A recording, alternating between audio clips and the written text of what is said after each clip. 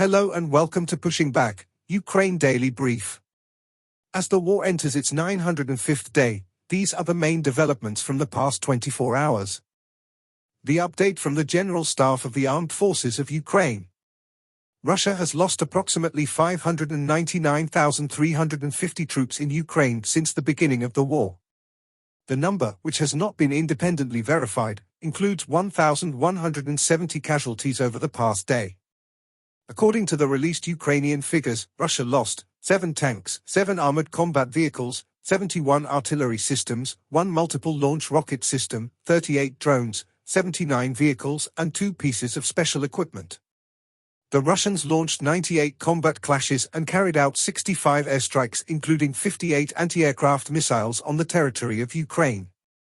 They also used 463 kamikaze drones and carried out 2,668 attacks on the positions of Ukrainian troops and settlements using various types of weapons.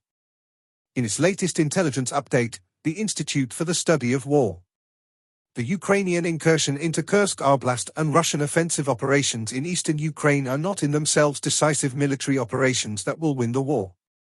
Both Russian and Ukrainian forces lack the capability to conduct individual decisive war-winning operations and must instead conduct multiple successive operations with limited operational objectives that are far short of victory, but that in aggregate can achieve strategic objectives.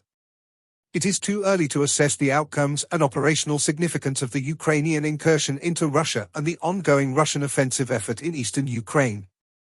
The significance of these operations will not emerge in isolation, moreover, but they will matter insofar as they relate to a series of subsequent Russian and Ukrainian campaigns over time.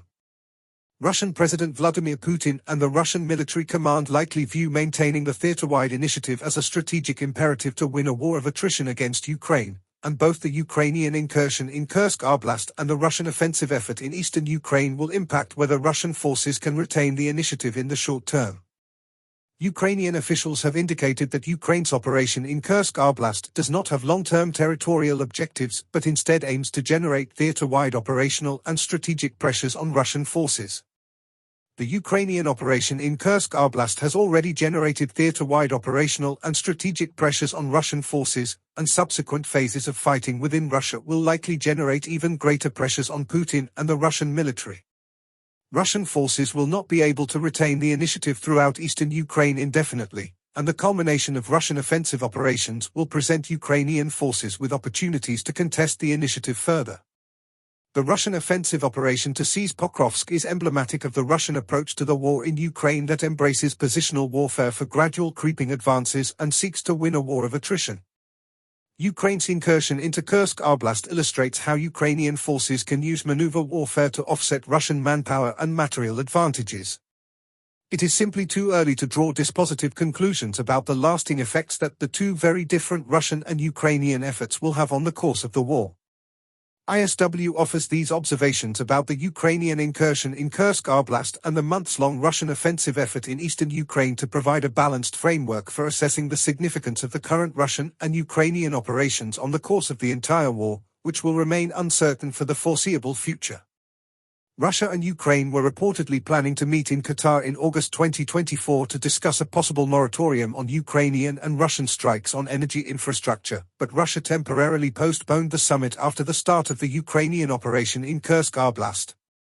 Russia remains uninterested in any broader, meaningful negotiations regardless of Russia's willingness to entertain or agree to a possible moratorium on energy infrastructure strikes.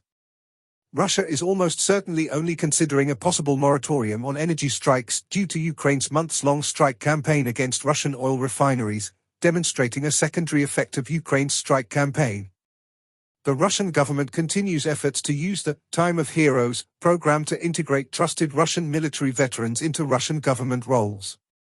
Ukrainian forces advanced within Chasiv Yar, and Russian forces recently marginally advanced near Kreminna, Pokrovsk, and Donetsk city. In Zelensky's nightly address he spoke about 3 key areas. Firstly, frontline and military operations. Commander-in-Chief Sersky reported on the Donetsk region, which faces the majority of Russian assaults. Ukrainian forces are holding positions and destroying Russian advances. The operation in the Kursk region is progressing well, with Ukrainian forces strengthening their foothold.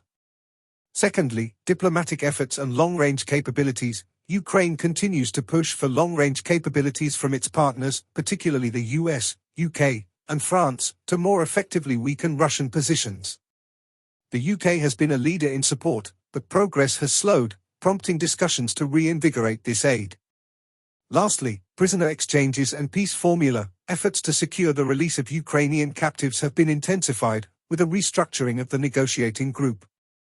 Various agencies are now involved to ensure transparent, efficient exchanges, aligning with Ukraine's peace formula.